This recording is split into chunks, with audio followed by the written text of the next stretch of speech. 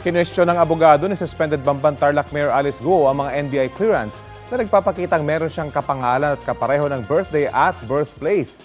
Sa panayam ng unang balita, sinabi ni Attorney Stephen David na dapat i-validate muna ang mga dokumento dahil posibleng edited ang mga yan.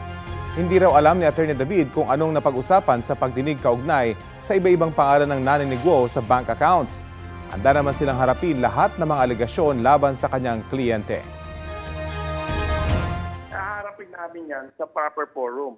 Mahirap lang kasi yung puro public trial na nangyayari. Wala pang mga ebidensya na ipresenta. Nako-convict na yung client ko.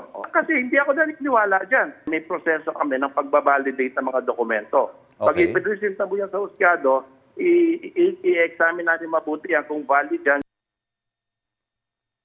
Kapuso, alamin ang maiinit na balita. Bisitahin at mag-subscribe sa GMA Integrated News sa YouTube. Sa mga kapuso abroad, samahan niyo kami sa GMA Pinoy TV at sa www.gmanews.tv.